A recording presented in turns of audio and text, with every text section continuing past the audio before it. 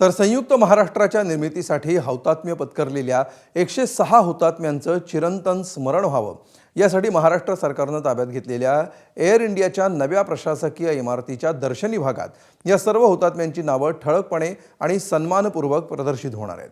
याबाबत मुख्यमंत्री फडणवीस यांनी राज्याच्या मुख्य सचिवांना आवश्यक ती कार्यवाही करण्याचे निर्देश दिले। सांस्कृतिक कार्यमंत्री ॲडव्होकेट आशिष शेलार यांनी मुख्यमंत्री देवेंद्र फडणवीसांना पत्र पाठवून ही मागणी केली होती।